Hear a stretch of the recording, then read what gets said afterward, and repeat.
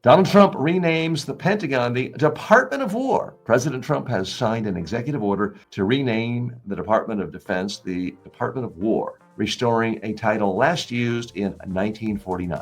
At a White House ceremony, Trump called it a very important change because it's an attitude. It's really about winning. Defense Secretary Pete Hegseth, now officially the Secretary of War, praised the move, unsurprisingly, declaring, "We're going to go on the offense, not just on defense. Maximum lethality, not tepid legality." Signs were quickly changed at the Pentagon and military bases around the world. Historians note the name was dropped after World War II to emphasize preventing conflict in the nuclear age. Changing it back will require costly updates and could face congressional review. Though Trump has questioned whether approval is necessary, given that he can do anything. Republican lawmakers have already introduced legislation to back the president's order. Critics call the change a distraction, while supporters say it restores a warrior ethos. The rebranding reflects Trump's broader push to remake the U.S. military's image.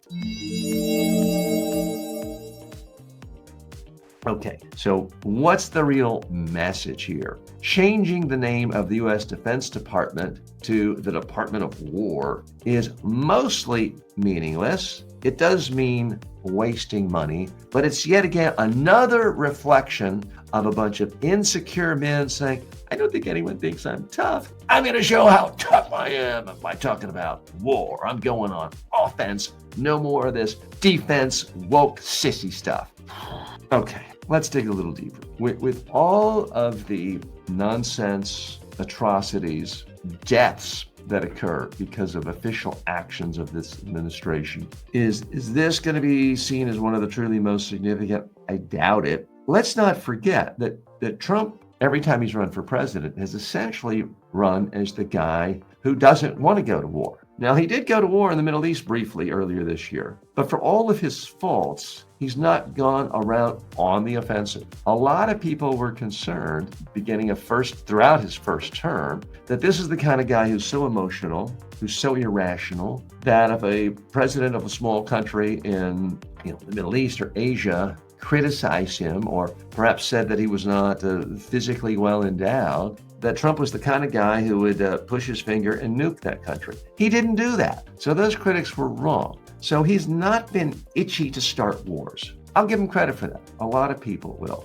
notwithstanding bombings in the Middle East earlier this year. So it is a little odd for him to be wanting to change this name to war and go on the offensive. And yet it does fit. It fits with the mode of playing tough. Remember, you think about it, Trump was not a businessman. He has made his money by playing the role of a businessman on TV. Trump is not a warrior. He didn't volunteer to fight in any war for America. In fact, he lied and had his doctor write a fake note claiming fake bone spurs so he could get out of the war. He was a draft dodger. But he likes playing tough. So if changing the name to the Department of War makes for better TV, it totally fits in with his agenda and is fitting with what he's all about. So I guess to that extent, it doesn't hurt much. Most Americans, and I would put myself in this category, would much rather have a president who likes to act tough on TV than one who goes around pushing buttons and starting wars and bombing countries just because he doesn't like something. Let's go into a little more historical detail here because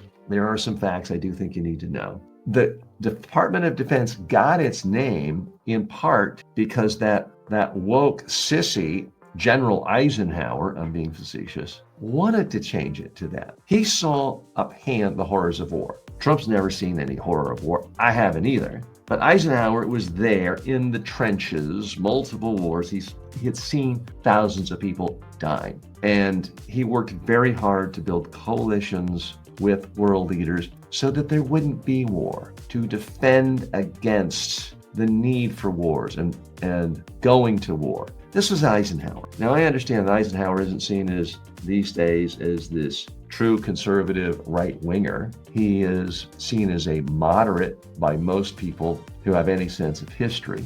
But he wasn't anybody's idea of some woke sissy, and history is being rewritten now. I mean, that's what's bizarre now is you saw so much criticism from right-of-center thinkers a handful of years ago talking about how awful liberals on the left were, rewriting America's history to say everything is about slavery and nothing in America matters other than looking at things through the racist prism. That was the criticism. And I would argue some of that had merits. The idea that you can't ever celebrate the accomplishment of George Washington or Thomas Jefferson without stating first and foremost, but we shouldn't count any of that because they were bad people because they had slaves. Yeah, some of that went a little too far. But now we've swung so far in the other direction, where conservatives are not content to just talk about today's Cracker Barrel logo being too woke. They're now cherry picking and going through everything in history and rewriting history and saying, oh, President Truman was too woke. And that's why they had to change the name to the Department of Defense.